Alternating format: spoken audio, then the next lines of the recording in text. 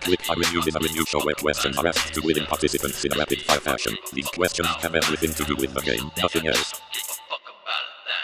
Ask me if I give a fuck about it, please. Ask me if I give a fuck about it, please. So I just sit down right here. Alright, Please state your name, age, and reason for coming. my name's Derek. I'm 34. And I came here because I need a new vacuum. And they're gonna give me $100. Am I supposed to be talking to the camera or you? Talk to whom you'd like. So, yeah, let's go ahead and get started with questions. Jeez, fucking Christ, it's fucking here, man. Did you play Castlevania, Bloodlines as a child? No, I actually didn't play a lot of Castlevania growing up, especially this one, because I was a Nintendo kid. I played most of the Nintendo ones, the SNES ones, way later down the line, even. I didn't play much Castlevania growing up because it was really tough and really hard. This one was on the Sega Genesis. I didn't have a Sega Genesis as a kid. Just got around to it in the year 2021. I think that's why you got me. Y'all keep it like 85 in here. Easy. Which character did you like better? So yeah, in this game there are two different characters. John Morris and Eric Langard, I believe is his name. John Morris plays more like a classic Simon Belmont or Trevor Belmont from classic Castlevania games. He has a fixed moveset, very stiff, but plays like the classics. Then you have Eric Langard, who also is pretty stiff, but he has a longer range weapon. His scythe, his spear, he can stab at people, and also he has a ultra jump, which reminds me of the Super Mario Bros. 2 jump, the American version, where if you held down the button, they jumped.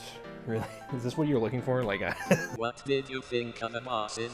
yeah, Castlevania games always have really strong bosses. I think this game is no exception to that fact. They have big armored-looking guys, which you can compare to modern-day Dark Souls. They have their fair share of creatures. The first one you fight, I believe, is a Hellhound. Yeah, all the bosses are super cool, super unique boss fights. Feels like a traditional Castlevania game, but with its own spin on the boss fights, for sure. We have on record you dying 5,332 times, and you used the emulator saves over 400 times. Is this true? Well, as I was saying earlier, I did play this on the Anniversary Collection that came out on Nintendo Switch, which does happen to have an emulated save feature, which wouldn't be in the original game. I don't even know how you guys got those numbers, honestly. I don't really think the game really tracks those. So, were you watching me, or did you say 5,332 times I died? This game features Dracula as the final boss. Out of his 3 forms, which one was your favorite? Yeah, so like in many other Castlevania games, Dracula is the final boss here, and he has 3 different forms, as you mentioned. His first form is very easy. It's a traditional, very tall guy, tall king. Where are my tall kings at? Second form is a Grim Reaper, which he fought something very similar in the right before him.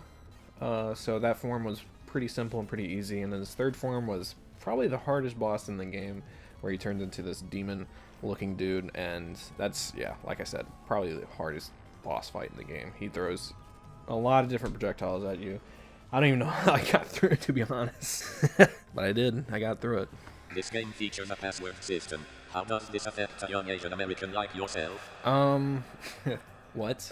I know you're a computer or whatever, but surely there's some guy back there who's looking through this camera right now and can obviously tell that I'm not. I'll answer it anyway, but just so you know. The password system was dumb. You're a game that came out well into the Super Nintendo era and you're using passwords. Go fuck yourself. If you had to choose one character from the Castlevania series to add it to Smash, who and why? Well, yeah, I played a decent amount of Smash, and, you know, they recently added Simon and Trevor Belmont to the game, and they're fine additions for sure. They're even main material, and I've heard from some people. Like, 2 months ago, I would have said, you know, add Alucard in there, but Sephiroth is basically what Alucard would be, so I think that front's covered. Dracula would be pretty cool. But just based off this game, I mean, you gotta get a third echo of Simon Belmont and throw a fucking leather jacket on him. Call him fucking John Morris. Call him fucking John Mellencamp. Sucking on a chili dog. Sucking on a chili dog. If you were in an armed robber, how quick would you give up your belongings? What? There's no two-parter to that, huh? It's just that question. Alright, yeah. Shoot, man, I don't know. Are you gonna do it to me in a few minutes here? Is that what you're asking? No. Because I'd probably give it up pretty fast. Materialistic or not, man, that's my life. What is your final rating of Castlevania Bloodlines? To sum it up, I'd say Castlevania Bloodlines is a solid entry into the classic Castlevania series. I feel like Castlevania has branches that branch out into a lot of different genres now with Symphony of the Night and even those new shitty ones, which I've never played, so I can't really call them shitty. So I feel like this fits into the classic Castlevania, you know, Super Nintendo Castlevania and Nintendo classic hard, rugged playstyle and the classic password system, which there was no need to have at that point. And even just the structure of the game. There's 6 stages. You get like 2 or 3 lives per continue, and you only get a certain amount of continues before you have to start game over. So in that sense, I think it is a lot more like NES classic Super Nintendo type Castlevania games rather than the new Symphony of the Night or even just Metroidvania in general at this point in time. So with that said, I think I had a blast with this game, man. I'd say I'd give it a 9 out of 10. If you guys want to have a good time, it's a difficult game, but it is in the Castlevania Legacy Collection or whatever on Nintendo Switch right now. Picked it up for like $5. There's about 8 games in it. I'd say it's worth a check out for sure. Alright, man. Is that everything? Am I gonna meet you face to face at any point, or where do I go? Where do I go to get my money? Yeah, but how many more do I have to do? I thought it was a one and done thing, man.